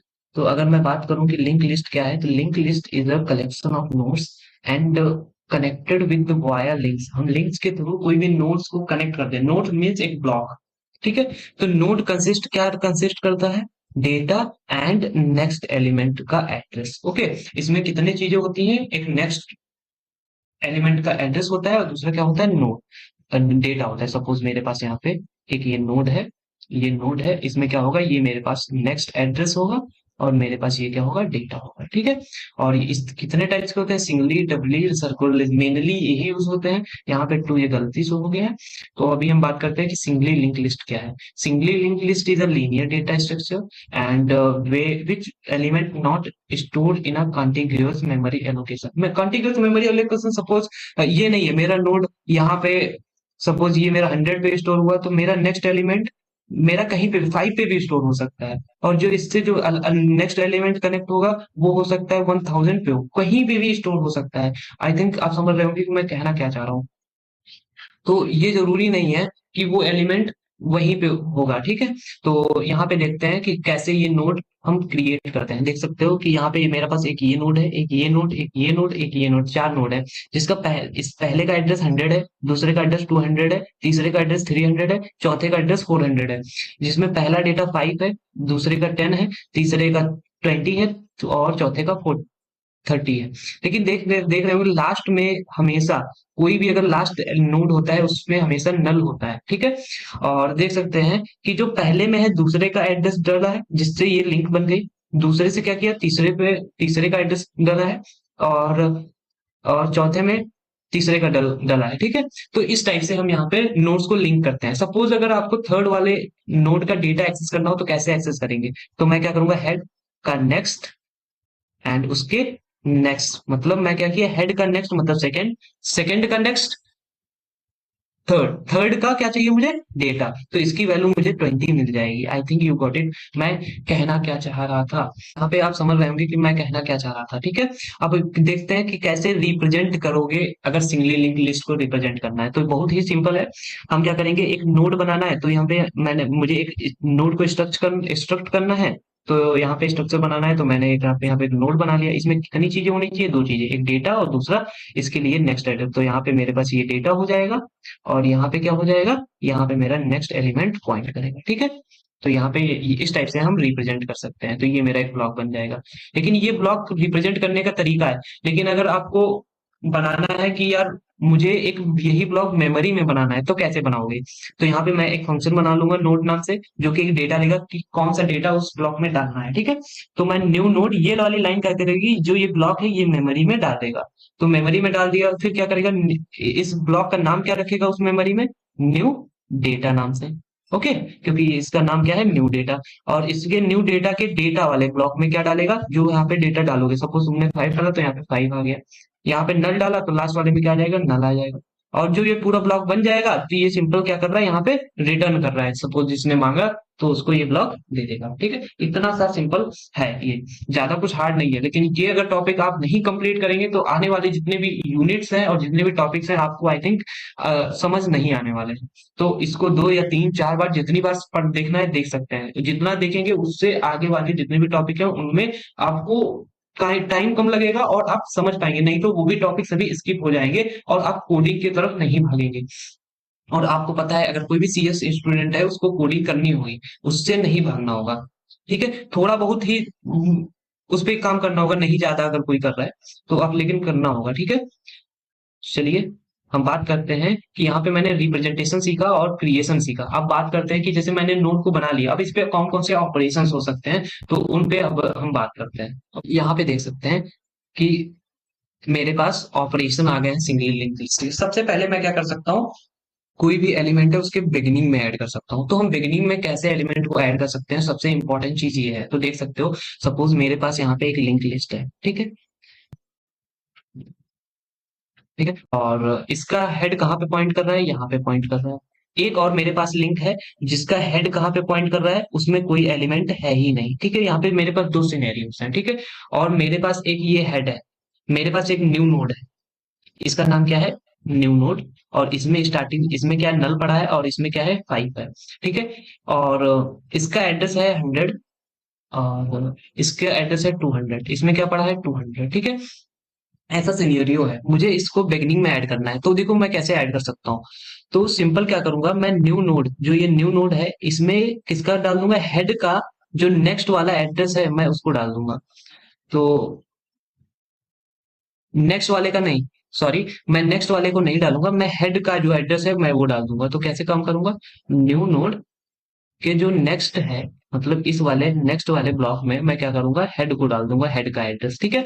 और जिससे मेरा क्या होगा, ये वाली लिंक बन जाएगी। अब मैं, मुझे एक काम करना है, हेड को मुझे यहाँ पे इस पे पॉइंट कराना है, क्योंकि हेड यहाँ पे पॉइंट कर रहा है। तो मैं इसको कैसे पॉइंट करा सकता हूँ, मैं यहाँ पे head equal to new node लिख करके यहाँ पे पॉइंट करा सकता हूँ, ओके। तो मेरा यहाँ पे काम हो जाएगा। तो बस इतना करना है। लेकिन ये फर्स्ट सिनेरियो, ये मेरा फर्स्ट केस है जो हमारा हेड नल नहीं है। अगर हेड नल को पॉइंट कर रहा है, इसका मतलब कोई भी एलिमेंट वहां पे नहीं है। तो इसका मतलब है अगर मुझे यही वाला न्यू नोड को मुझे ऐड करना है, तो मुझे डायरेक्ट यहाँ पे हेड इक्वल्स टू नल कर देना है। क्योंकि मेरे पास यहाँ पे जो न्यू नोड बनेगा तो कुछ इस टाइप से, यहाँ पे मेरे पास डेटा सपोज 5 है, यहाँ पे नल, ये मेरे पास एक डेटा बन जाएगा। ठीक है, तो ये सिनेरियो होने वाला है। चलो ये देखते हैं यहाँ पे कोड कैसा है। यहाँ पे ऐड एट बैग लिखा है, यहाँ पे डेटा ले रहा है और उसके साथ में हेड का पॉइंटर ले रहा है। इसमें न्यू नोड क्रिएट कर दिया। अगर नल है सिंपल न्यू नोड दे दे रहा है।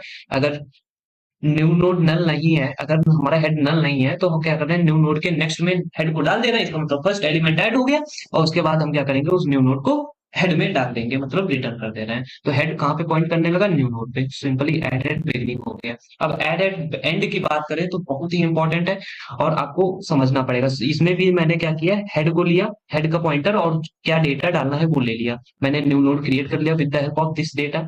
ठीक है, इस यहाँ पे पास करके मैंने न्यू, क्योंकि नोड मैं बता चुका हूँ कि कैसे हम एक नोड को क्रिएट करते हैं। अगर हेड नल हुआ तो यहाँ पे देखते हैं कि अगर सपोज मेरे पास यहाँ पे लिंक लिस्ट है, यहाँ पे मेरे पास लिंक लिस्ट है। ठीक है, मुझे यहाँ पे एक और, ये मेरे पास न्यू नोड है। ठीक है, इसका एड्रेस है 100 और इसका एड्रेस है 200 और यहाँ पे नल है, यहाँ पे 200 होगा और यहाँ पे 100 है। यहाँ पे 300 है। ठीक है, तो मुझे अगर कुछ ऐसी सिनेरियो है, यहाँ पे ये लिंक कर रहा है। ठीक है, तो अगर मुझे इसको बैक में ऐड करना है तो मुझे क्या करना पड़ेगा, तो ध्यान से देखो, मेरे पास हेड कहाँ पे पॉइंट करेगा, यहाँ पे। तो जो हेड है मुझे यहाँ पे लाना पड़ेगा। लेकिन अगर मैं हेड को यहाँ पे लाया तो यहाँ से मैं, जो इसका हेड है, मैं लॉस्ट कर जाऊंगा। तो इसलिए मैं हेड को नहीं ला सकता। मैं क्या करूंगा, इसी को मैं एक और पॉइंट करा लूंगा टेम्प, और मैं टेम्प को यहाँ पे मूव कराऊंगा। टेम्प मेरा यहाँ पे आ जाएगा। तो ऐसे ये कब, ऐसे तो पता नहीं चलेगा कहाँ तक रुकना है। जब हेड टेम्प का नेक्स्ट नल हो जाएगा तब तक मूव करना है। और जैसे मूव कर जाएगा तो मैं क्या करूंगा, टेम्प के नेक्स्ट में न्यू नोड को डाल दूंगा। बस इतना करना है और मेरा काम हो जाएगा। चलिए देखते हैं। और लेकिन एक और काम है कि अगर मेरा हेड किसको पॉइंट कर रहा है, हेड अगर नल को पॉइंट कर रहा है तब क्या करोगे। हेड अगर नल को पॉइंट कर रहा है तो मेरे पास सिंगल एलिमेंट ही ऐड करना है। इसका मतलब मैं सिंगल एलिमेंट को डायरेक्ट ऐड कर दूंगा, मुझे कुछ नहीं करना है। तो हेड इक्वल टू क्या हो जाएगा, नल हो जाएगा। तो देख सकते हो यहाँ पे, अगर हेड नल है तो सिंपल रिटर्न कर दो न्यू नोड को। अदरवाइज मैं क्या करूंगा, टेम्प डॉट नेक्स्ट करके, और टेम्प इक्वल टू, अगर आपको यहाँ से यहाँ पे पहुंचना है तो कैसे पहुंच सकते हो, टेम्प में मैं अगर टेम्प डॉट नेक्स्ट डाल दूं, इसका मतलब क्या है कि जो मेरा टेम्प है मैं कहाँ पे पॉइंट करने लगा हूँ, यहाँ पे पॉइंट करने लगा हूँ। इस टाइप से मैं यहाँ पे पहुंच सकता हूँ। तो मैंने यही वाली लाइन यहाँ पे लिख दी है। और टेम्प डॉट नेक्स्ट जो मैंने यहाँ पे ये वाली लाइन लिखी थी, यहाँ पे देख सकते हैं, मैंने यहाँ पे लिखी थी टेम्प डॉट नेक्स्ट इसको टू न्यू नोड, वो मैंने यहाँ पे लिख दिया और यहाँ से काम हो रहा है। उसके बाद मैं रिटर्न कर दूंगा हेड, क्योंकि मेरा हेड कहाँ पे पॉइंट कर रहा है, ये। अगर मैं हेड से चलूंगा तो ये यहाँ पे आ जाएगा और यहाँ से ये एड्रेस यहाँ पे आ गया। और यहाँ पे जो एन है, नल नल नल यहाँ पे है, नल की जगह पे यहाँ पे 100 डल जाएगा, जिससे मैं क्या करूंगा, यहाँ पे लिंक बन जाएगा। बस इतना करना था। इंसर्ट एट स्पेसिफिक पोजीशन, ये बहुत ही इंपॉर्टेंट हो जाता है हमारे एग्जाम पॉइंट ऑफ व्यू से, क्योंकि मैक्सिमम क्वेश्चन इसी से आता है। क्योंकि ये सबसे, कह सकते हो ना, यूनिक मेथड है इंसर्शन का। तो हम यहाँ पे इसको अच्छे से पढ़ते हैं। देखो, अगर सपोज मेरे पास क्या है कि पोजीशन, यहाँ पे देखो 3 चीजें दी जाती हैं।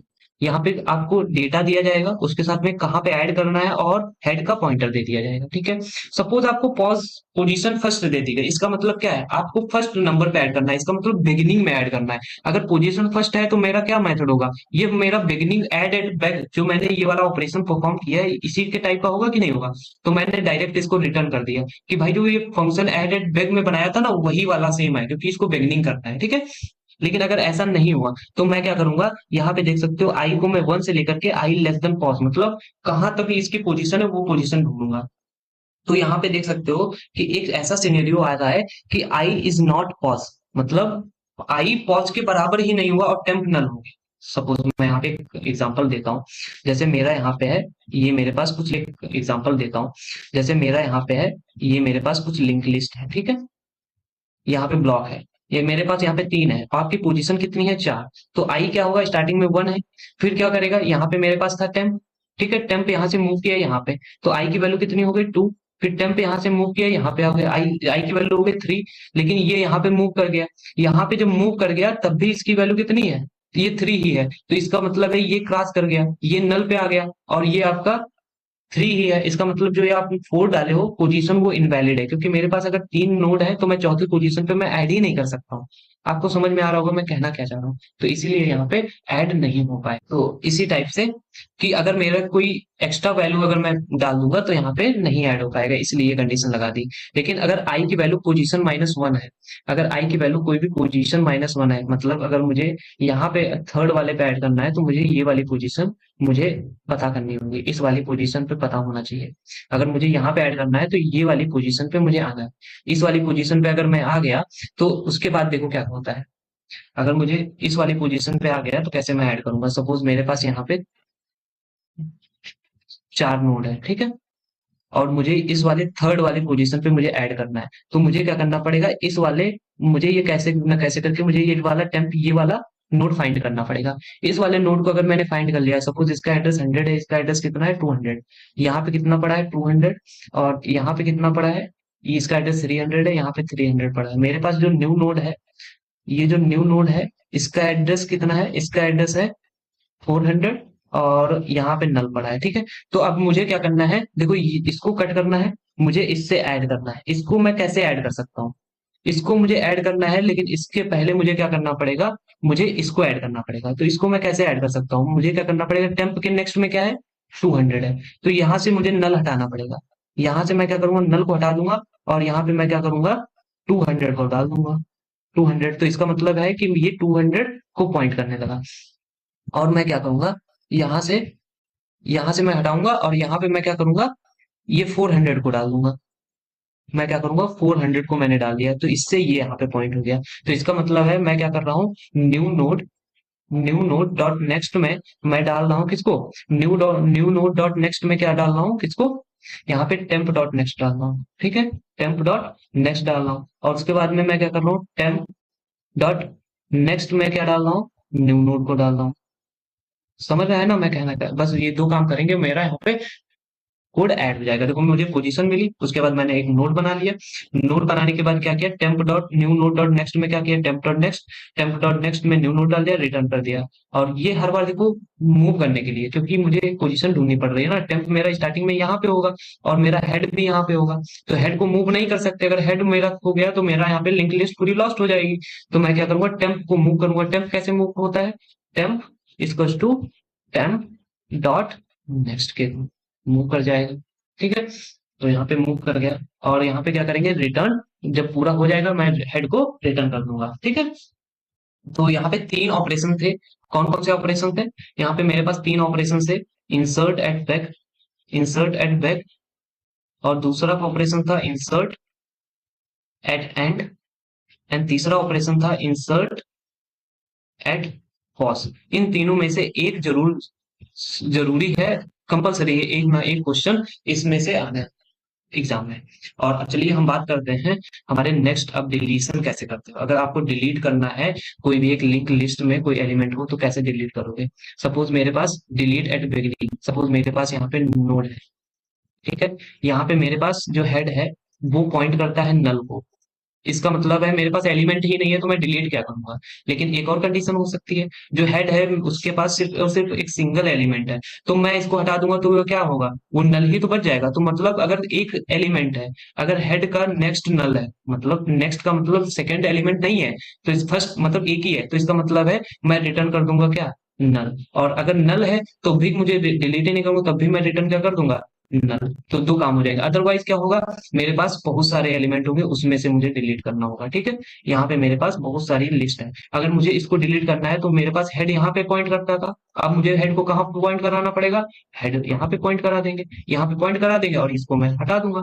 तो देखो यहाँ पे कुछ इस टाइप से किया, अगर हेड नल है तो यहाँ पे रिटर्न कर दो, और अदरवाइज हेड डॉट नेक्स्ट कर दो, ठीक है। अगर डिलीट एंड करना है तो देखो कैसे करते हैं, डिलीट एंड करना है, अगर लास्ट वाला डिलीट करना है तो कैसे डिलीट कर सकते हो। यहाँ पे सपोज मेरे पास यहाँ पे कुछ इस टाइप से एलिमेंट है, ठीक है। तो अब मुझे क्या करना है, लास्ट वाला ये वाला डिलीट करना है, तो मुझे यहाँ पे देखो हेड मेरा यहाँ पे होगा, तो मैं हेड को मूव नहीं कर सकता हूँ, तो मैं यहाँ पे टेम्प ले लूंगा। टेम्प यहाँ से यहाँ पे मूव किया, यहाँ पे मूव करेगा, और इस वाले से पहले तक मुझे मूव करना है, और इसमें क्या करना पड़ेगा, इस वाले पहले तक मूव करना है, तो मुझे क्या करना पड़ेगा, टेम्प डॉट नेक्स्ट, जब तक नल नहीं हो जाता, is not equal to null, तब तक मुझे क्या करना पड़ेगा, टेम्प इक्वल टू क्या करना पड़ेगा, टेम्प डॉट नेक्स्ट तक ये मूव करना पड़ेगा। और जैसे ये होता है तो मैं क्या करूंगा, टेम्प डॉट नेक्स्ट, मतलब यहाँ पे आ गया, इसके जो नेक्स्ट है उसमें क्या डालूंगा, इसके नेक्स्ट में मैं नल डाल दूंगा, मतलब जो इसको पॉइंट कर रहा था ये पॉइंट नहीं करेगा, ये वाली लाइन कट जाएगी।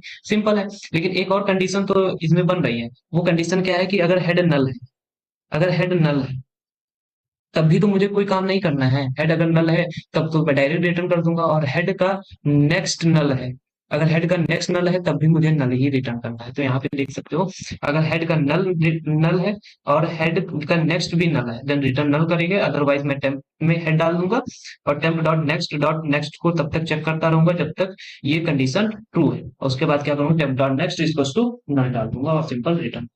इसको आपको बार बार प्रैक्टिस करनी पड़ेगी, ड्राइव और रन करना पड़ेगा, जिससे आपका जो भी ये कॉन्सेप्ट है वो क्लियर हो सकते हैं।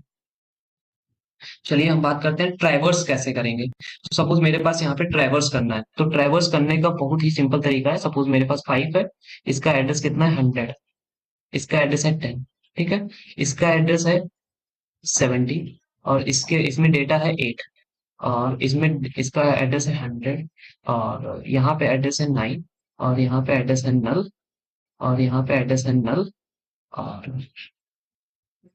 और इसका एड्रेस है 70, ठीक है, कुछ इस टाइप से है। तो मेरा हेड यहाँ पे होगा, तो देखो मैं कैसे करूंगा, मैं क्या करूंगा कि जब तक while while head is not null, मैं कब बंद कर दूंगा, जब मेरा हेड नॉट, इसका मतलब है जब तक हेड नल नहीं है, तो इसका मतलब है मेरा नल यहाँ पे होगा, ठीक है, क्योंकि नल ही तो यहाँ पे पॉइंट करता है। तब तक मैं क्या करूंगा, जैसे हो जाएगा तो मैं प्रिंट कर दूंगा किसको, हेड के डेटा को, हेड का डेटा मैं यहाँ पे पॉइंट कर रहा हूँ, और उसके बाद मैं यहाँ पे क्या कर रहा हूँ, हेड इज टू क्या करूंगा, head dot next, head dot next, ठीक है, और यहाँ पे देख सकते हो हेड डॉट, पहले मैंने क्या किया, हेड डॉट को पहले हेड डॉट डेटा यहाँ पे प्रिंट कर दिया 5, मैं यहाँ पे क्या किया, मूव कर दिया, यहाँ पे हेड आ गया। अब मैं क्या कर रहा हूँ, अब मैं क्या कर रहा हूँ, फिर से ये क्या करेगा, 8 प्रिंट कर देगा, फिर से यहाँ पे आएगा, यहाँ पे 9 प्रिंट कर देगा, और ये देखो हर बार मूव कर रहा है, लेकिन अगली बार जाएगा यहाँ पे नल आ जाएगा, यहाँ पे कंडीशन फॉल्स हो जाएगी। बस मेरे पास जो है ट्रेवर्स करने के बाद 5 और 8 और 9 तीन ही एलिमेंट आए ट्रेवर्स करने का। ये कौन सा तरीका था, ट्रेवर्स करने का, ठीक है। ये मेरा कुछ सिस्टम बना। अगर मैं बात करूं कि एडवांटेज और डिसएडवांटेज क्या है सिंगल लिंक लिस्ट के, सबसे पहली बात, very easily to accessibility node in a forward direction, अगर मुझे फॉरवर्ड जाना है तो हम इसको इजीली हो सकता है। और जो ये लेस मेमोरी लेती है, अगर कंपेयर करता हूँ डब्ल्यू और सर्कुलर से, very easy data structure, and insertion and deletion of the element don't need to movement of the all elements when compared an array। हमें इंसर्शन और डिलीशन करना है तो हमें सभी एलिमेंट को मूव नहीं करने की जरूरत है। बस डिसएडवांटेज इसमें है, जो प्रीसीडिंग नोड्स हैं, current node is not possible in a backward traversal. अगर सपोज यहाँ पे ट्रैवर्स करना चाहता हूँ 9 to 8 और to 5, तो आपको यहाँ पे अगर 9 पे हो और इसके पीछे मूव करना चाहते हो तो नहीं कर सकते हो, तो यही एक इसका डिसएडवांटेज हो सकता है। और accessing of the node is very time consuming. Suppose अब यहाँ पे हो, अगर आपको यहाँ पे जाना है तो इसको ट्रैवर्स ही करना पड़ेगा, इसके थ्रू ही जा सकते हो, मतलब ये एक्स्ट्रा कॉस्ट लेगा। ऐसे हमारे पास 100 नोड होते हैं तो उसके बीच में, तो उनको हमें ट्रैवर्स ही करना पड़ता, तभी मैं इस पे पहुंच पाता। तो ऐसी कुछ सिचुएशंस होती हैं। तो लिंक लिस्ट का एक मैं एप्लीकेशन बताता हूँ। सपोज यहाँ पे एक बस अड्डा है, ये कह सकते हो बस स्टैंड है, यहाँ पे एक ये बस स्टैंड है, इसके बीच में हमारे पास बहुत से स्टॉप्स हैं, ठीक है। अगर आपको इस वाले स्टैंड पे पहुंचना है तो आपको यहाँ से क्रॉस ही करना पड़ेगा, ऐसा कोई भी शॉर्टकट नहीं है।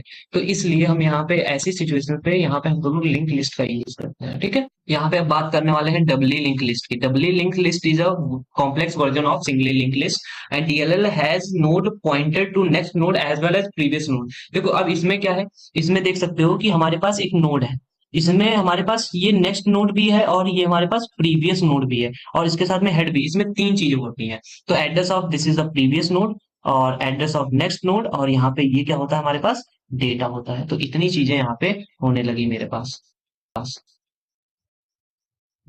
ठीक है। और यहाँ पे जो लास्ट नोड होगा वो हमारा नल होता है, और यहाँ यहाँ पे जो फर्स्ट नोड का प्रीवियस होता है वो नल होता है, इसमें नेक्स्ट नल होता है, ठीक है। कुछ इस टाइप से यहाँ पे काम हो रहा है। अभी यहाँ पे देख सकते हो कि रिप्रेजेंट कैसे करेंगे। ये तो सिंगल टाइप से करेंगे, बस यहाँ पे प्रीवियस को ऐड कर देंगे, बस ये तो सिंगल टाइप से करते हैं। और यहाँ पे क्रिएट करना है, क्रिएशन में भी मेरा बिल्कुल सेम रहता है, बस यहाँ पे मुझे क्या करना पड़ेगा, प्रीवियस को सिर्फ ऐड करना है। ठीक है, देखो बिल्कुल सेम है सिंगल लिस्ट से। यहाँ पे बिगिनिंग वाला जो भी कोड है वो पूरा सेम रहता है, कैसे ऐड करना है, बस मुझे प्रीवियस में मुझे न्यू नोड को डालना पड़ता है, इसके प्रीवियस में न्यू नोड को डालना पड़ता है। सपोज मैं ऐसा क्यों कह रहा हूँ, ये देख सकते हो यहाँ पे, जैसे मेरे पास यहाँ पे 3 लिंक लिस्ट है। ठीक है, यहाँ पे मेरे पास, यहाँ पे नल था और इसका एड्रेस 100 था। मुझे सपोज ये नोड है, इसको मुझे ऐड करना है, तो यहाँ पे भी नल है, यहाँ पे भी नल है। इसका एड्रेस कितना है, 50, मुझे आगे ऐड करना है। तो कैसे मैं ऐड कर सकता हूँ, देखो ये जो 100 है मुझे यहाँ पे डालना पड़ेगा, तो मुझे यहाँ पे 100 को हटाना पड़ेगा, यहाँ पे मैं n को हटाऊंगा और यहाँ पे मैं क्या करूंगा, 100 को डाल दूंगा। ठीक है, तो यहाँ से ये कनेक्ट हो जाएगा। ठीक है, लेकिन मुझे क्या करना पड़ेगा, इस वाले प्रीवियस पे भी डालना पड़ेगा, क्योंकि मुझे इससे भी तो लिंक बनानी है ना। तो ये लिंक कैसे मैं बना सकता हूँ, ये वाली लिंक मैं सिर्फ और सिर्फ, अगर मैं इस n को हटाऊं, इस n को यहाँ पे हटाऊं और इस n की जगह पे मैं यहाँ पे 50 डाल दूं। ठीक है, तो ये हो जाएगा ना। अब हम देखते हैं कि हम कोई भी डबली लिंक लिस्ट में उस पे एंड में कैसे इंसर्ट करते हैं। तो देखते हैं, यहाँ पे मेरा फंक्शन है, यहाँ पे डाटा देंगे, यहाँ पे हेड देगा। ठीक है, नोड को क्रिएट कर लिया। अगर नल होगा, सिंपली जो भी हम सिंगल लिंक लिस्ट में करते थे वैसे ही करेंगे, सिंपल सब चीज रहेगी। बस लास्ट में मैं क्या करूंगा, न्यू नोड के प्रीवियस में मुझे टेम्प को डाल देना है। ठीक है, ये बिल्कुल सेम ही है हमारा सिंगल लिंक लिस्ट के थ्रू। तो आप सिर्फ और सिर्फ यहाँ पे मैं कैसे प्रोसेस कर रहा हूँ वो मैं बता देता हूँ। सपोज जैसे मेरे पास यहाँ पे लिंक लिस्ट है। ठीक है, यहाँ पे मेरे पास लिंक लिस्ट है, ये लिंक लिस्ट है। ठीक है, तो यहाँ पे मेरे पास नल होगा, यहाँ पे नल होगा। अब मुझे इसके एंड में इंसर्ट करना है, तो मेरे पास एक ये नोड होगा कि नहीं होगा, इसमें भी नल होगा, इसमें भी नल होगा। तो मुझे इसमें यहाँ पे ऐड करना है, तो ये क्या है, मेरे पास न्यू नोड है। ठीक है, तो यहाँ पे जो न्यू नोड है, यहाँ पे मेरे पास क्या होगा, टेम्प होगा। तो देखना, मैं टेम्प के नेक्स्ट में मुझे क्या डालना पड़ेगा, न्यू नोड डालना पड़ेगा, न्यू नोड डालना पड़ेगा। ठीक है, और न्यू नोड के प्रीव में क्या डालना पड़ेगा, मुझे टेम्प को डालना पड़ेगा। देखो मैंने क्या किया, इसमें यहाँ पे देख सकते हो, मैंने यहाँ पे क्या किया, यहाँ पे मैंने डाल दिया टेम्प। इसका एड्रेस सपोज मेरे पास 100 था, तो यहाँ पे 100 आ जाएगा। इसका एड्रेस सपोज 200 था, तो यहाँ पे हट जाएगा, यहाँ पे क्या आ जाएगा, 200। और यहाँ से ये लिंक लिस्ट, यहाँ से लिंक बन जाएगा और ये यहाँ से बन जाएगा। ये तो पहले से बने थे। ठीक है, और यहाँ पे जो पूरा काम है वो हो जाएगा। उसके बाद में हम बात करते हैं कि अगर आपको डिलीट करना हो बिगिनिंग में, तो बिल्कुल सेम प्रोसेस है इन सिंगल लिंक लिस्ट का। अगर डिलीट करना है एंड से, तब भी बिल्कुल ही सेम प्रोसेस होगा हमारा सिंगल लिंक लिस्ट के थ्रू। ट्रैवर्स करना है तब भी बिल्कुल सिंगल लिस्ट के थ्रू ट्रैवर्स करेंगे। और डबली लिंक लिस्ट में हम रिवर्स नहीं कर सकते हैं। तो रिवर्स करने के लिए देखो, हम एक ही प्रोसेस बताएंगे कि रिवर्स कैसे कर सकते हो।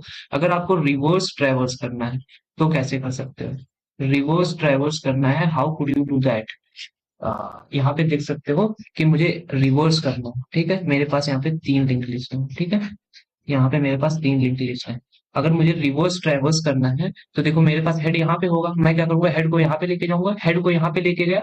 हेड को जब मैं यहाँ पे लेके जाऊंगा, फिर मैं यहाँ पे आ गया। ठीक है, अब मैं क्या करूंगा, जब मैं यहाँ पे पहुंच जाऊंगा तो मैं क्या करूंगा, हेड के जो हेड का डेटा है मैं वो प्रिंट करूंगा, फिर मैं प्रीवियस को भागूंगा।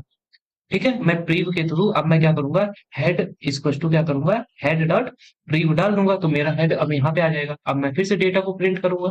सपोज यहाँ पे 6 था, यहाँ पे 7 था, यहाँ पे 8 था, तो पहले 8 प्रिंट होगा, फिर 7 प्रिंट होगा, फिर 6 प्रिंट होगा। यहाँ पे कुछ इस टाइप से, यहाँ पे देख सकते हो मैंने क्या किया, तब तक मूव करते रहे जब तक मेरा हेड डॉट नेक्स्ट नल नहीं होगा। फिर हेड को जब तक मूव करेंगे और head equal to head dot move करेंगे, उसके पहले डेटा को मूव कर देंगे। यहाँ पे देख सकते हो थोड़ा सा डिफरेंस है, यहाँ पे मैच करके और पैटर्न मैच कर लोगे तो आपको इजी हो जाएगा इसको देखना। अब बात करते हैं कि इसके एडवांटेज और डिसएडवांटेज क्या है। ये बाई डायरेक्शनल ट्राइवर्सल है, इफिशिएंट डिलीशन है, और इंसर्शन और डिलीशन कॉन्सेप्ट टाइम में हो सकते हैं, क्योंकि हम मल्टीपल यहाँ पे, जरूरी नहीं है कि मैं यहीं पे हेड कर सकता हूँ, मैं इसका एक यहाँ पे टेल भी बना सकता हूँ। ठीक है, तो जिससे मेरा यहाँ पे जो भी ऑपरेशन होंगे मैं टेल के थ्रू करूंगा, यहाँ पे जो होंगे एंड बिगनिंग वाले होंगे वो हेड के थ्रू करूंगा, और जो हमारे पास एंड वाले होंगे वो मैं टेल के थ्रू करूंगा। तो जिससे मेरे जो इंसर्शन और डिलीशन है वो मेरे कॉन्स्टेंट टाइम में होंगे। इंक्रीज मेमोरी साइज यूजेस और मोर इम्प्लीमेंटेशन, कॉम्प्लेक्स इम्प्लीमेंटेशन है, और it is a slower traversal. Okay, तो यहाँ पे कुछ ऐसी चीजें थी जो मैंने बता दी है। अब हम बात करते हैं इसकी सर्कुलर लिंक लिस्ट क्या होती है। सर्कुलर लिंक लिस्ट क्या है, जो हम देखो कि हम लास्ट वाला जो नोड है हमेशा नल डालते थे, लेकिन लास्ट वाले नोड में हम क्या करेंगे, फर्स्ट वाले का एड्रेस डाल देंगे, जिससे मेरी ये सर्कुलर लिंक लिस्ट बन जाएगी। आप इसमें यहाँ पे पढ़ सकते हैं। और इसमें ऑपरेशन कौन कौन से हो सकते हैं, यहाँ पे सॉरी DLL नहीं है, यहाँ पे है CLL। ओके, यहाँ पे CLL सर्कुलर लिंक लिस्ट। यहाँ पे हम वही जितने भी ऑपरेशन थे हमारे सिंगली लिंक लिस्ट में, वही ऑपरेशन यहाँ पे करेंगे। बस एडवांटेज इसमें देख लेते हैं। No need to null pointer, efficient insertion and deletion, flexibility होती है, traversal can be more complex. ये हमारा ट्रैवर्सल्स जो डबली लिंक लिस्ट है उससे भी कॉम्प्लेक्स होता है। Reversing of the circular list is a complex as singly link list. जो इसका रिवर्स करने का प्रोसेस है ये ज्यादा ही हार्ड हो जाता है। तो यहाँ पे जो भी हमारे लिंक लिस्ट का टॉपिक था वो कंप्लीट होता है। अगर आप इतना टॉपिक कंप्लीट कर लेते हैं तो आप 10 to 15 मार्क्स का इजिली आप कर पाएंगे AKTU के एग्जाम में। ठीक है, तो चलिए हम बात करते हैं एक और बहुत ही important topic, row major order और कॉलम मेजर ऑर्डर क्या होता है। सपोज मेरे पास यहाँ पे देख सकते हो 2D एरे है, 2 और 3। यहाँ पे 3 एलिमेंट्स होंगे कॉलम में, और यहाँ पे रो कितनी होंगी, हमारे पास 2 होंगी। ठीक है, टोटल कितने हो जाएंगे, 6 एलिमेंट। 6 एलिमेंट कैसे है, 2 और 3 का मल्टीप्लाई करके। ठीक है, तो 6 एलिमेंट्स हो जाएंगे। तो देख सकते हो अगर मैं रो मेजर करूंगा तो रो मेजर का मतलब है रो को प्रायोरिटी देना। तो पहले मैं रो को काउंट करूंगा, 1 2 3 4 5 6, 1 2 3 4 5 6। कॉलम मेजर का मतलब है पहले कॉलम को प्रायोरिटी देना, 1 4 2 5 3 6, 1 4 2 5 3 6। ठीक है, तो ये बस इतना ही सिंपल था रो मेजर और कॉलम मेजर। तो हम बात करते हैं कि अगर कोई 1D एरे है उसका एड्रेस कैसे कैलकुलेट कर सकते हो। तो यहाँ पे देख सकते हो ये मेरा फॉर्मूला है। इस फॉर्मूले के थ्रू हम एड्रेस को कैलकुलेट कर सकते हैं। B means base address, LB means lower bound, I means element, जिस एलिमेंट का मुझे एड्रेस फाइंड करना है, और W मींस जो है हमारा ये बाइट होगा, साइज कितने, सपोज इंटीजर है तो कितने बाइट का होगा, 4 बाइट का। तो वही साइज जो है एक एलिमेंट का कितना है वो यहाँ पे दिया गया है। ठीक है, तो यहाँ पे मेरे पास क्वेश्चन है, given in a base address of this array this, starting कितने उससे हो रहा है, लोअर बाउंड ये है, और यहाँ पे अपर बाउंड कितना है, ये 1900 है।